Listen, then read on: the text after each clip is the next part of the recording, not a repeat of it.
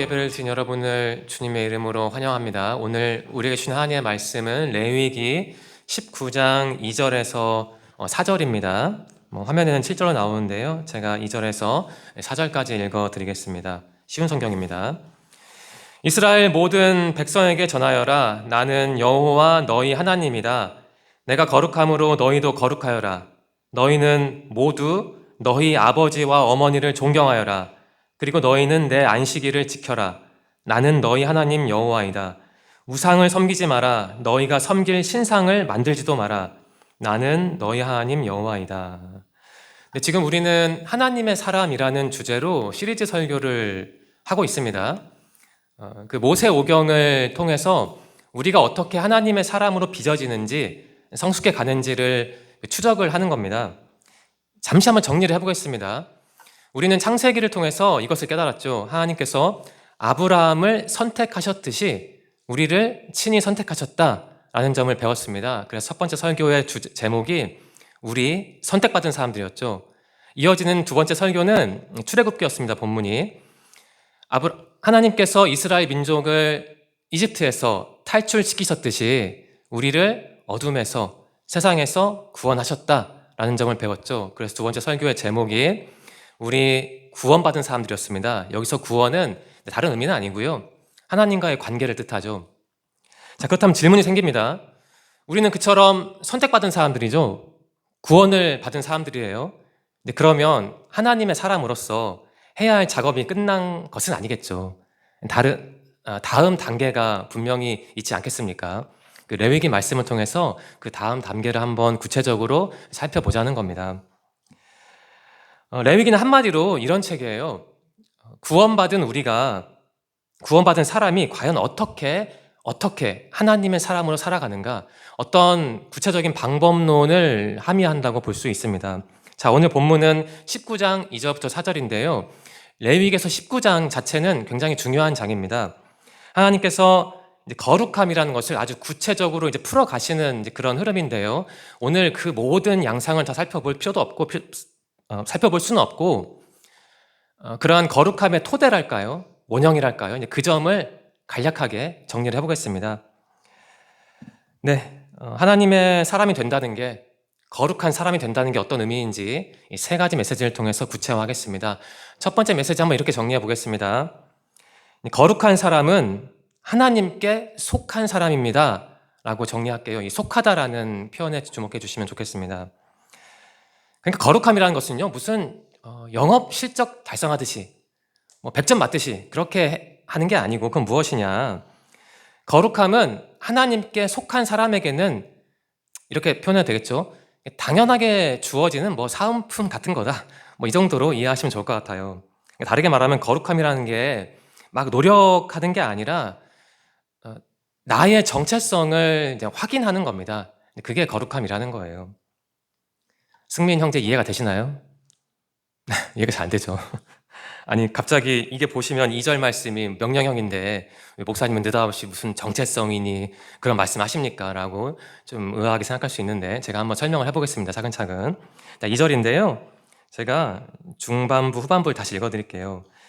나는 여호와 너희 하나님이다. 내가 거룩함으로 너희도 거룩하여라.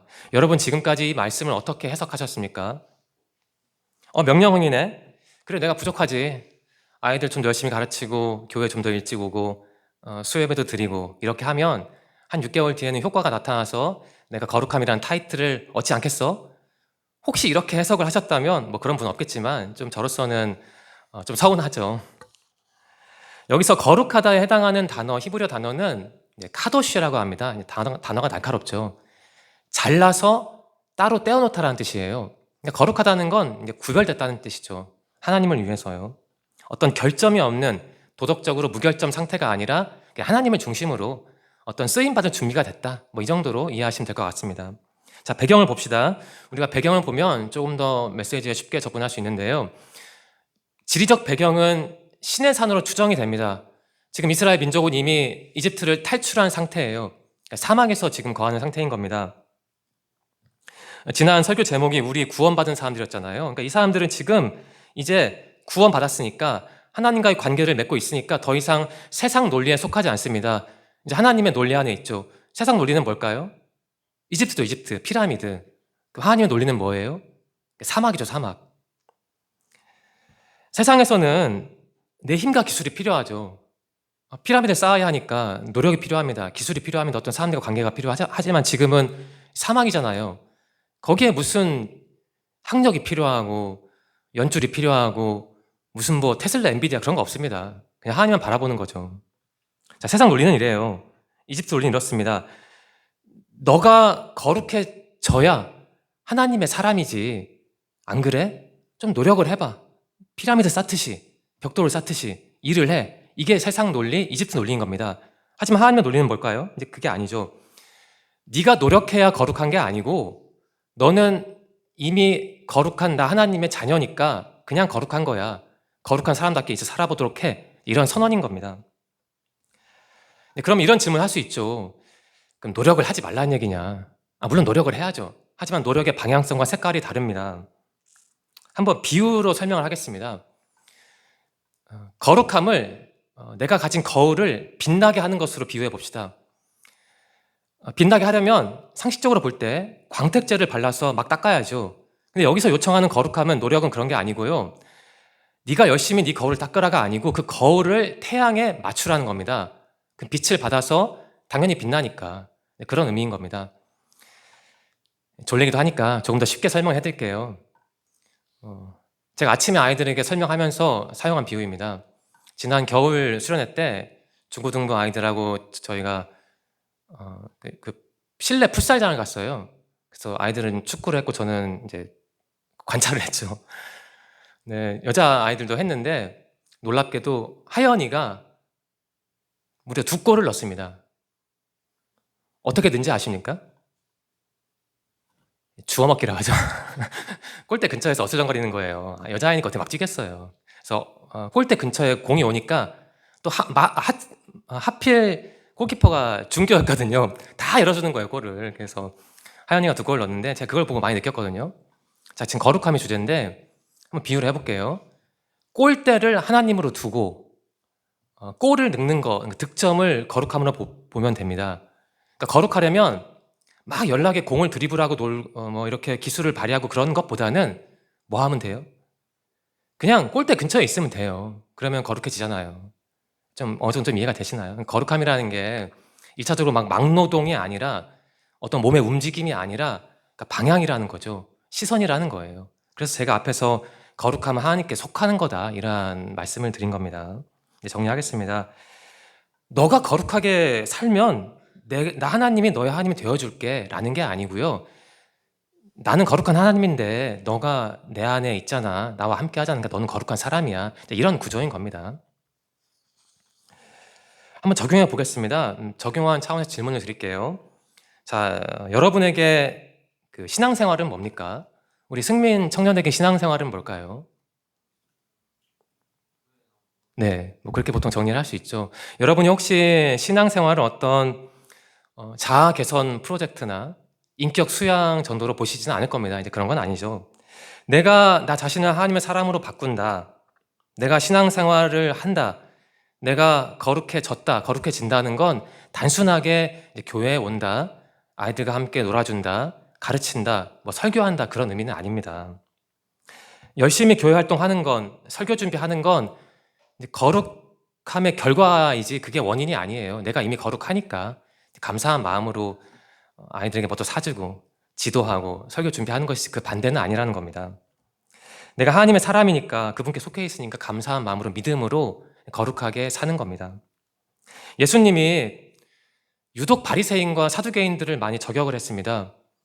바리새인들은 왜 저격을 당했냐면 율법이라는 좋은 것을 팽창을 시켰죠. 율법주의로 넘어간 겁니다. 자꾸 그냥 뭐 이런저런 규칙을 만들었죠. 그리고 규칙이 본질인 양 착각을 했죠. 예수님께서 그들을 보시면서 너희들은 영적인 비만이다. 그래서 누룩 비유를 사용해서 저격을 하지 않았습니까? 그럼 사두개인들은 왜 욕을 그렇게 많이 먹었을까요? 사두개인들이 해야 할 일은 제사장 업무인데 이제 그건 안 하고 뭐 전부 다 그랬는지는 모르겠지만 당시 로마 세력과 결탁을 해서 정치력을 키웠던 겁니다. 그러니까 살아남으려고. 그래서 예수님은 역시 그들을 보시면서 너희들은 하는 짓도 비슷하구나. 너희들은 누룩과 같다라고 공격을 하신 거예요. 제가 왜 바리새인과 사두개인 이야기를 하겠습니까? 때로 우리도 가끔 그렇게 살지 않습니까? 중심은 놔두고 바깥에 있는 것을, 외부적인 것을 그 중심으로 착각을 하잖아요. 중심은 하나님의 거룩함이고 이제 주변은 뭐냐? 내가 뭐 11조를 내는 것이라든지 저는 이제 설교를 준비하는 것이라든지 뭐 아이들과 함께 하는 것, 그런 게 주변인 것이죠. 이제 그것을 뒤바꾸면 안 되는데 뭐 저도 그렇지만 가끔 그렇게 착각을 하는 겁니다. 거룩한 하나님께 속했으니까 내가 거룩한 사람이지. 다시 정리를 하면요, 내가 어떤 거룩한 짓을 한다, 일을 한다고 해서 거룩한 사람으로 인정받는 것은 아니다. 이제 그러한 상식적인 원칙을 제가 자꾸 다른 표현을 통해서 설명을 해드리는 겁니다. 네, 정리하겠습니다. 여러분과 제가 하나님의 사람, 거룩한 사람인 이유는 하나님이 거룩하시기 때문이죠. 우리가 그분 안에 있기 때문입니다. 그래서 거룩함이란 건 1차적으로 어떤 노력의 차원이 아니라 그 정체성의 차원, 내가 어디를 바라보고 있고 어디에 속해 있는지, 내가 정말 그분께 가까이 있는지, 그 하나님이라는 꼴대에 가까이 있어서 득점을 하기 쉬운 거리인지 이제 그것을 한번 확인하는 게 좋은 것이죠. 근데 이어지는 3절과 4절에는요, 세 가지가 나옵니다. 부모 공경하라, 안식일 잘 지켜라, 우상 숭배하지 마라. 자, 구조를 보십시오. 순서를 보십시오. 2절 말씀에서 이렇게 선포가 되어 있습니다. 나는 거룩한 하나님이야. 너희는 나에게 속했어. 그러니까 거룩해. 그 다음에 행위가 나오잖아요. 3, 4절. 그러니까 이걸 뒤집으면 안 되죠. 우리가 안식일 잘 지키고 부모 공경하고 우상 섬기지 않으면 거룩해지겠지. 그 순서가 아니고 이미 거룩하니까 우상 섬기면 안 되지. 부모 공경해야지. 그리고 안식일 잘 지켜야지. 이런 구조인 겁니다. 이 점을 염두에 두고 이제 다음 단계로 넘어가겠습니다. 내가 하나님께 속한 거룩한 사람이라면 당연히 그래 나는 거룩한 사람이야 라고 말만 하는 건 안 되죠. 그건 아마추어고요. 이제 프로라면 내 말과 행동과 삶에서 그게 표현이 돼야 합니다. 증명이 돼야 하는 것이죠. 자, 두 번째 메시지 이렇게 정리하겠습니다. 거룩함은 일상에서 드러납니다 라고 정리를 해볼게요. 우리 한번 3절을 다 함께 읽어볼까요? 3절 말씀이 화면에 뜨면, 이제 안 뜨면 제가 읽고요. 네, 제가 읽겠습니다. 예. 너희는 모두 너희 어머니와 아버지를 존경하여라. 그리고 너희는 내 안식일을 지켜라. 나는 너희 하나님 여호와이다. 보시면 그 두 가지가 나옵니다. 부모 공경하라, 그리고 안식일 지켜라. 한번 좀 압축을 해보겠습니다. 부모 공경은 인간 관계에 관한 것이고, 안식일은 시점이니까, 날짜니까 시간에 관한 문제이죠. 그렇게 한번 치환해서 일단 이해를 해보시기 바랍니다. 먼저 부모 공경을 보면요, 그 10계명 보시면 다 아시겠지만 10개가 나오는데 그 중에 처음 4개는 하나님과 나의 관계입니다. 그래서 신학계에서는 뭐 그걸 좀 어려운 말로 뭐 대신윤리 이렇게 표현하기도 해요. 그 다음에 5번부터 10번은 인간 사이의 관계니까 또 신학에서는 그거를 대인윤리라고 이렇게 표현하긴 합니다. 참 흥미로운 게요, 대신윤리에서 대인윤리로 넘어갈 때 그 딱 사이에 있는 게 5번이에요. 5번. 5번이 뭐죠? 부모 공경하라. 그게 나오는 거예요. 자, 여러분, 부모가 어떤 존재입니까? 제가 볼 때 부모는 내가 태어나서 처음으로 맞닥뜨리는, 인정해야만 하는 그 최초의 권위예요. 좀 신학적으로 정리해 볼까요? 이런 거예요. 그러한 부모의 권위를 인정하는 것, 부모를 경외하는 태도는 내가 보이지 않는 하나님을 경외하는데 필수적인 것이죠. 우리가 다 아는 용어로 바꾸면 보이는 부모도 섬기지 않으면서 보이지 않는 하나님을 섬기겠다라고 말하는 건 적어도 신학적인 맥락에서는 말이 안 되는 얘기인 겁니다. 다음으로 이게 그러니까 부모라는 게 그 어떤 인간관계라는 측면에서 이해될 수 있다는 거고요. 이제 다음으로 3절 보시면 나오는 게 그 안식일이 나오지 않습니까? 이제 시간의 차원인데 이 안식이라는 게 역시 중요합니다. 창세기와 출애굽기를 이어주거나 묶어주는 요소죠.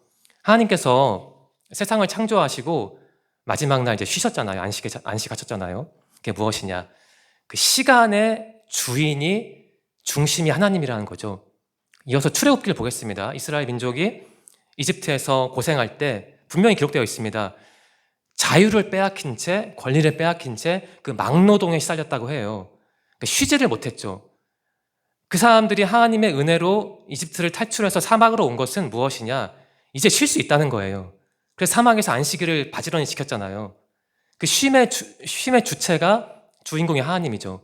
그러니까 하나님이 그 사람들의 안식일을 사막에서 지키면서 그래, 내가 쉴 수 있는 이유는 내 시간의 주체는 내가 아니라 하나님이지, 그것을 깨달은 겁니다. 자, 이 3절 말씀에 그러한 부모 공경과, 그러니까 인간관계죠. 그리고 안식일, 그러니까 시간이 나온 겁니다. 그 두 가지 축이 마구잡이로 막 나오는 게 아니고 이 거룩함이라는 박스 안에 담겨서 나온다는 거, 이게 어떤 우리에게 교훈을 줍니까? 이런 것이죠. 이 거룩함이라는 건 가령 제가 설교를 막 연락에 준비하고 뭐 잘하고 막 밤새서 막 교육자를 준비하고 그런 게 아니고, 제가 인간 관계와 시간의 주인이 누구인지를 아는 게 거룩함이라는 겁니다. 그리고 그 아는 대로 살아가는 게 거룩함이라는 거예요. 역시 같은 맥락입니다. 어떤 행위나 노동이 아니라 시선과 방향인 것이죠. 그게 거룩함이에요. 자, 이 점 한번 적용해 보겠습니다. 하나님께 속한 사람은 어떤 사람인가? 하나님께 속한 거룩함을 알고 유지하는 사람은 어떤 사람인가?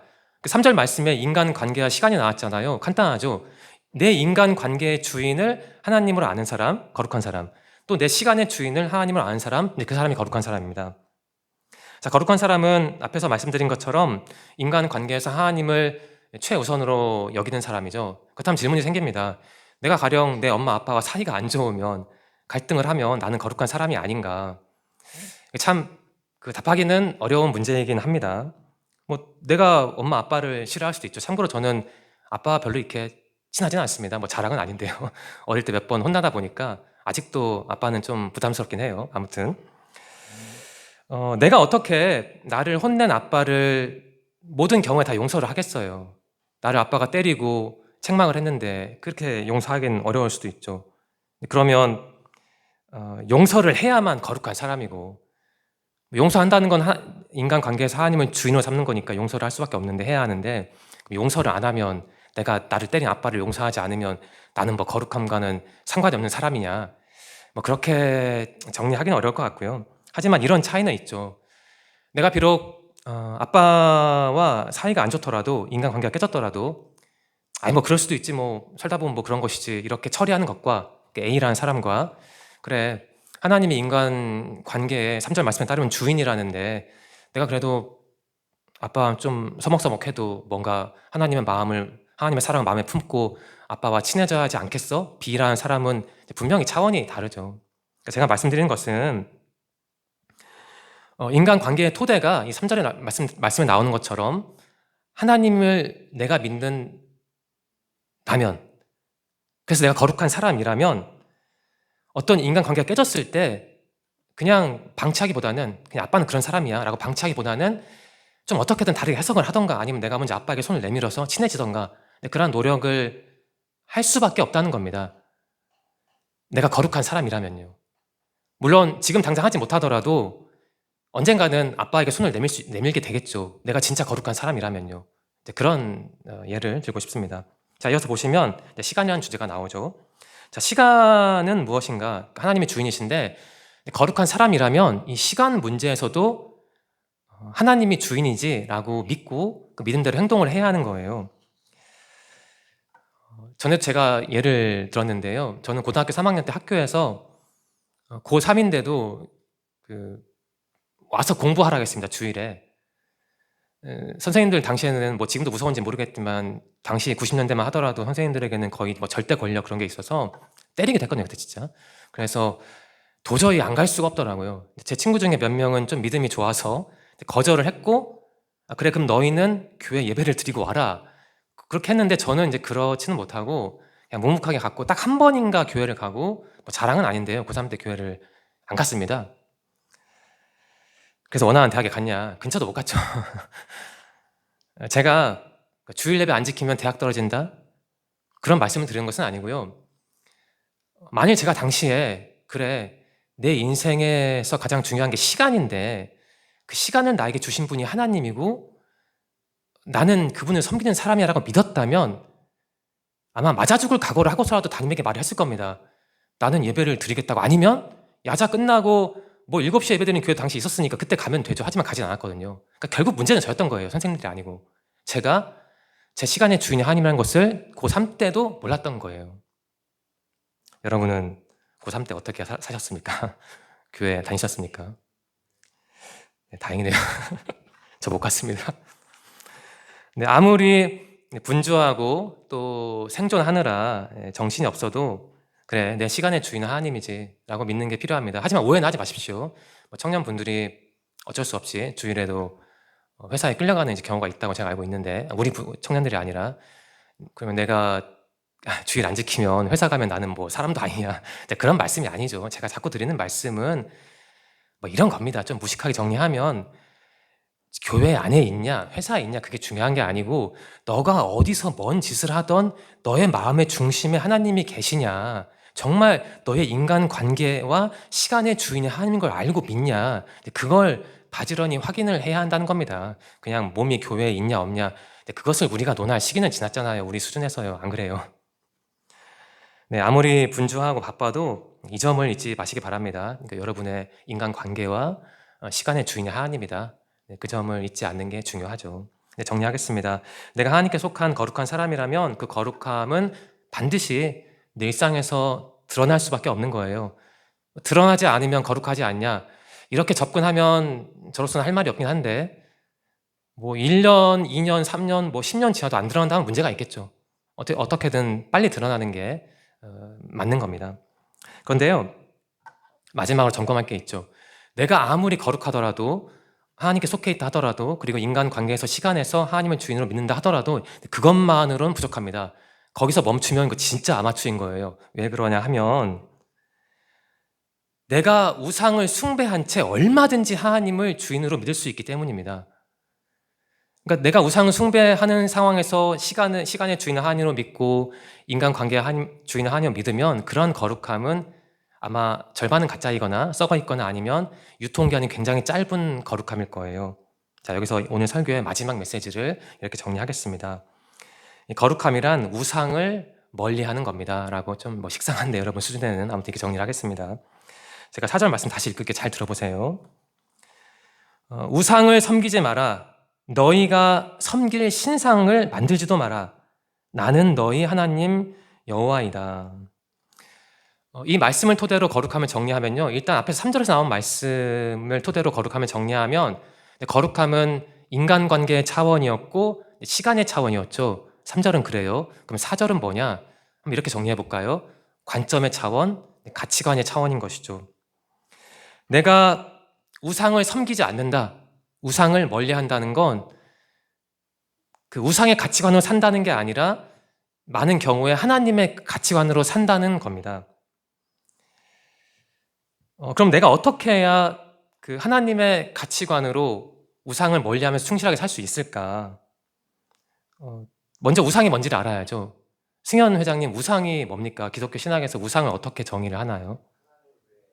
네, 네, 그렇죠. 하나님을 뭐 좀 압축적으로 말씀을 드리면, 우상은 하나님을 이제 대체하는 것이죠.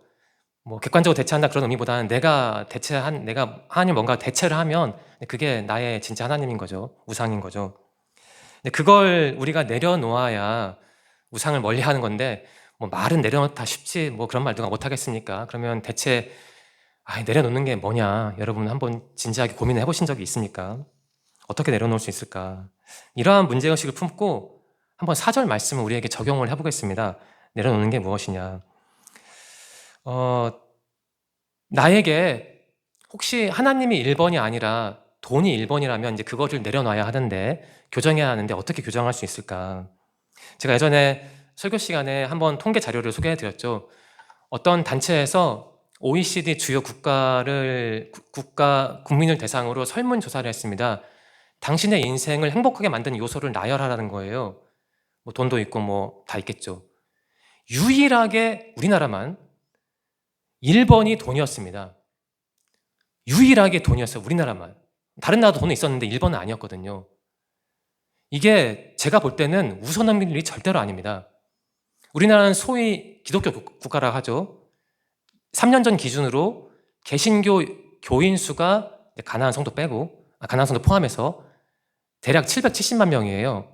그리고 천주교, 로마 가톨릭 교인 수가 3분의 1이니까 한 250만 명 되거든요. 그러니까 합치면 기독교 인구니까 1000만 명이 돼요.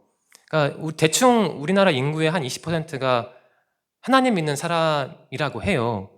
그런데 그런 나라에 설문조사 했던 1번이 돈이래요. 행복의 조건이. 심각한 거죠. 우선 넘길 일이 아닌 거예요. 1번이 돈입니다라고 답한 사람들 중 상당수는 아마 기독교인일 거예요. 자, 여러분, 돈은 어쩌면 한국 사회에서 최우선 가치일 수도 있고 어쩌면 상당수 교인들에게도 하나님 위에 있는, 얼마든지 하나님 위에 올려놓을 수 있는 우상일 수도 있을 것 같아요. 좀 조심스럽게 제가 말씀을 드립니다. 여러분, 이 시간 구분을 꼭 하셨으면 좋겠어요. 함정에 빠지면 안 됩니다. 나는 거룩한 사람이야. 나 인간관계에서 하나님을 1번으로 봐. 나 시간 문제에 있어서 하나님 1번으로 보고 나 고3 때에도 주일에 교회 갔어 라고 말한다고 해서 완벽한 게 아니라는 거예요. 그렇게 고백을 하고 살지만 얼마든지 돈을, 우상을 섬길 수 있어요. 얼마든지 내 인생의 1번이 하나님이 아닐 수 있다는 것이죠. 그러니까 우상 숭배는 하나님을 사실 부정하는 게 아닙니다. 하나님 없어라고 말하는 게 아니고 그분을 어떤 것으로, 어떤 사람으로 대체하는 게 이제 그게 무서운 것이죠. 얼마든지 대체 가능하다는 게. 특히 좀 불안하거나 어떤 불만족이 있으면 우상 숭배에 많이 노출되지 않나 그런 생각을 합니다. 가령 출애굽기 이후에 이스라엘 사람들은 모세가 안 보이니까 너무 불안해서 그 아론을 붙잡고 닥달을 하죠. 좀 뭐 좀 해라. 너 제사장 높은 계급 아니냐. 뭐 이렇게 있을래. 좀 뭐 좀 하라는 거예요. 그래서 아론이 어쩔 수 없이 눈에 보이는 그 금송아지 제작하잖아요. 그 금송아지라는 그 이야기를 유치하다, 어릴 때 많이 들었다라고 처리할 게 절대로 아닙니다. 왜냐하면 우리 외부에 금송아지가 어떤 형태로든 많이 이렇게 있고 또 무엇보다 우리 마음에도 금송아지 한두 개는 다 있기 때문입니다. 얼마든지 돈이 또 전 자식은 없지만 잘 모르긴 하지만 좀 조심스럽게 말씀을 드리면 부모 입장에서 자식이 또 우상이 될 수도 있죠. 회사가 우상이 될 수도 있고요. 제가 자식이 잘못됐다, 돈이 잘못됐다, 꿈이 잘못됐다, 직업이 잘못됐다 그런 말씀을 드리는 게 절대 아닙니다. 앞에서 말씀드렸잖아요. 우상이라는 게 하나님을 대체하는 것이라고요. 자식은 소중하죠. 부모도 소중하고 직업이 있어야죠. 그리고 분명히 돈이 중요합니다. 다만 그걸 하나님 머리 꼭대기에 올려놓는 순간 그건 잘못됐다라는 구분을 하는 것이니까요. 오해가 없으시기를 바랍니다. 그럼 질문이 생깁니다. 우리는 본질적으로 이런 사람이거든요. 표현을 하면 한 손에는 성경, 한 손에는 돈이든 자식이든 우상을 들고 살아갑니다. 그럼 어쩌라는 건가? 그렇게 살 수밖에 없는데 그럼 나는 그렇게 우상을 섬기는 사람인데 어쩔 수 없이 그럼 나는 여기 나오는 거룩함에서 멀어진 사람, 결국은 나는 거룩하지 못하는 사람이냐? 이런 좀 논리적인 질문 던질 수 있잖아요. 저도 설교문 준비하면서 자꾸 그 질문이 떠오르는데 이거 어떻게 처리하면 좋겠습니까? 솔직히 말씀드리면 그렇잖아요. 한 손에 하나님 있고 한 손에 돈 있잖아요. 그럼 어떻게 이걸 처리할 거예요? 한번 이렇게 정리해 보겠습니다. 좀 불안정할 수도 있는데요. 저는 이렇게 한번 처리해봤습니다. 해석을 해봤습니다. 제 손에 하나님이 있고 다른 손에는 뭔가가 있는데 말씀드리지 못하지만 저는 그런 인간인데 하나님이 그러한 저를 모르시겠어요?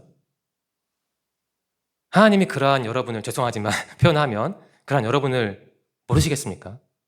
그리고 하나님이 그냥 우리가 이렇게 산다고 해서 너는 끝났어 라고 말씀을 하실 분은 아닌 것 같아요. 만일 그런 분이라면 벌써 끝나서 이 자리에 없겠죠. 그러니까 우리는 그런 사람인 겁니다.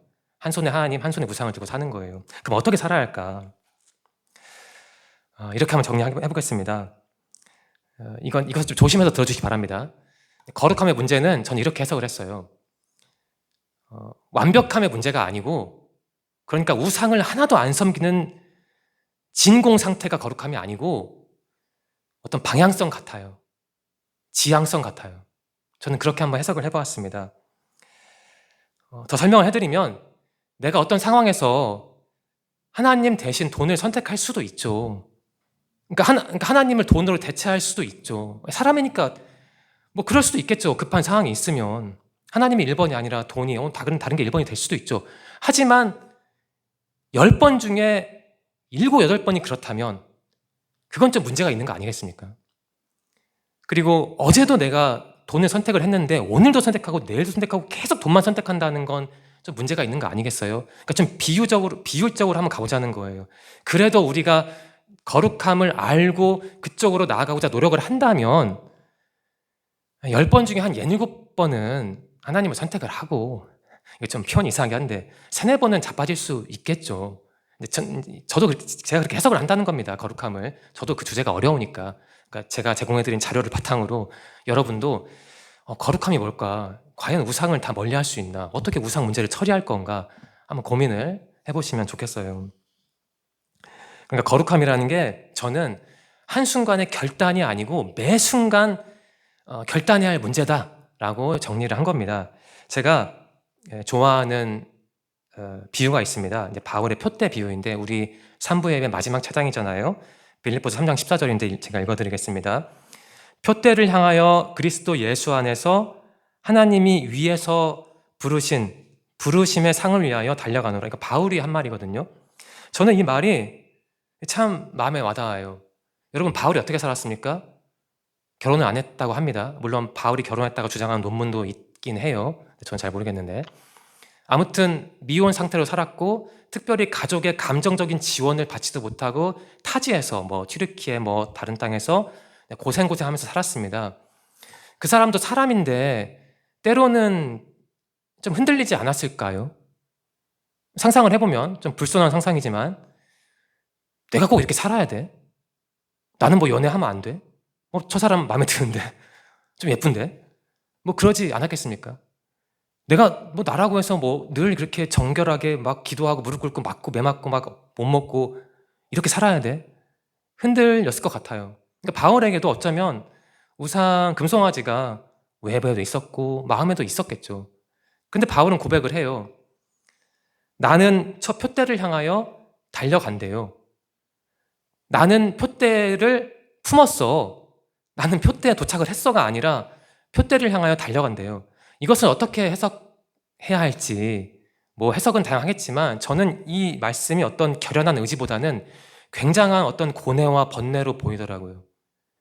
표대는 있는데 나는 달려가고 있다는 거예요. 달려갈 때 옆에 주위에 뭐 이런 사람도 있고 저런 사람도 있고 이런 일 많이 있는 거죠. 재밌는 게요. 나는 표대를 향하여 걸어가노라가 아니에요. 달려간다예요. 여러분 자전거 탈 때 승현 회장 자전거 탈 때 페달을 굴러야죠. 그래 안 자빠지잖아요. 근데 걸어가서 페달을 밟으면 아무리 고수라도 자빠지죠. 그러니까 바울은 아마 알았던 것 같아요. 걸어가면 실족한다. 표대를 향해 달려가야지 내가 최대한 우상에 덜 노출되고 어쨌든 거룩함을 획득이라면 획득할 수 있다. 뭐 저는 그렇게 한번 해석을 해보았습니다. 제가 전에 싱어게인이라는 프로그램을 보았습니다. 이번 시즌은 아니었고 작년이었나 그랬는데 어떤 여자분이 출연하셨는데 그분이 아이돌 보컬 트레이너였어요. 그러니까 대형 기획사에 고용돼서 아이돌 지도하는 사람이니까 노래를 잘 부르죠. 정말 잘하더라고요. 그분이 경연을 한 다음에 윤종신 씨가 이러한 평가를 했습니다. 처음에 평가를 안 하고 하고 웃는 거예요. 기가 막히다는 거죠. 왜? 지적할 게 없으니까. 지적할게 기술적으로. 그러면서 이런 말을 하더라고요. 당신은 완성형 가수 같다. 근데 그런 말을 하더라고요. 윤종신 씨가. 그럴 수 있죠. 뭐 잘 태어나던가 노력을 하면 완성형이 될 수 있죠. 그 가창 영역에서는. 하지만 신앙에서는요. 그것은 말도 안 됩니다. 어떤 자가 자기를 두고 저는 완성형 신앙인입니다. 그런 말 하는 사람은 제가 볼 때 100% 가짜예요. 그런 사람 없습니다. 불가능해요. 완성형 신앙인은 없어요. 표대 비유 나오잖아요. 바울 같은 0.0001%도 달려간다고 표현했어요. 걸어간다고 말하지 않았습니다. 왜? 걸어가면 자빠지니까. 우상이 보이니까. 달려가야 하는 거예요. 그런 사람도. 설교를 마치려 합니다. 여러분, 거룩은 우리가 도달해야 할 무슨 고지? 성적? 그런 건 아닌 것 같아요. 그럼 무엇이냐? 하나님의 손길이죠. 거룩해지기 위해서 하는 게 나간 게 아니고 하나님이 나와 함께 하시니까 거룩한 그분이 나와 함께 하시니까 나는 이미 거룩한 사람이고 그래서 거룩함을 삶에서 부지런히 최대한 증명을 하면서 살아야 하는 겁니다. 그래서 우리가 예배를 드리고 또 회개하고 또 성경을 읽고 이제 그런 것이죠. 한번 이렇게 정리하시면 좋겠어요. 이번 주에 내가 잠깐 딴 곳을 바라보았다. 하나님은 제쳐두고 좀 그러한 죄를 저질렀다. 그럴 수 있죠. 구체적으로 말씀드리지 않겠습니다. 그러면 나는 또 그래. 나는 거룩한 사람이 아니야. 그냥 성경을 읽어도 그냥 교회를 다녀도 이 모양이야. 이렇게 처리하시기보다는 거룩함을 완벽함이 아니라 그런 강박에서 벗어나시고 대신 앞에서 또 제가 그 비유를 들었는데 나의 거울을 각도를 좀 맞추는 걸 이렇게 생각하시면 좋겠어요. 막 내가 거울을 연하게 닦아서 반짝반짝 빛나서 내가 거룩해져야지라기보다는 그래 좀 내 거울이 좀 때가 있고 오염이 됐어도 그냥 그 거울을 한번 태양빛에 맞춰보자. 이렇게 그 지향성, 방향성 그런 의미로 생각하시면 어떨까? 그런 제안을 드리고 싶습니다.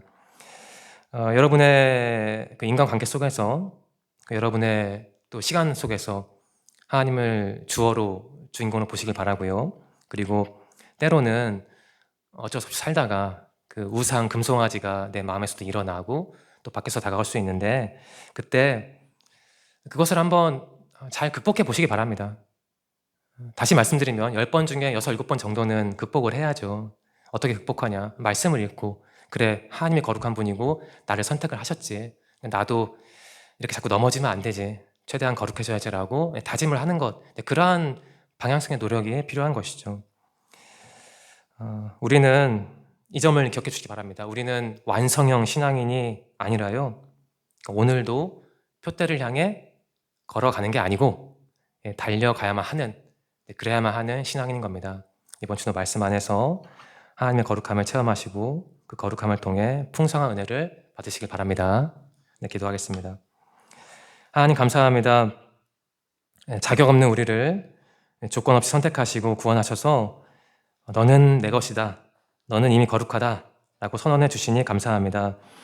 우리는 자꾸만 내 힘으로 거룩함을 증명하려고 애쓰고 실패할 때마다 낙심하고 세상 논리대로 살 때가 많습니다. 하지만 오늘 말씀을 통해 거룩함이 우리의 노력이 아닌 하나님께 속한 것임을 오늘 깨달았습니다. 이제 우리의 일상으로 돌아갑니다. 다른 사람을 대하는 우리의 관계 속에서 우리에게 주어진 시간이라는 그 틀 속에서 그리고 은밀한 마음의 가치관 속에서 하나님의 주권을 인정하는 거룩함이 드러나게 하옵소서. 설령 우리가 넘어지고 우상의 유혹에 때로는 흔들릴지라도 다시 일어나게 하시고 하나님이라는 표대를 향해 나아가는 그러한 신앙적인 지향성을 잃지 않도록 인도하여 주시옵소서. 우리를 거룩하게 빚어가시는 예수 그리스도의 이름으로 감사하며 기도드립니다. 아멘.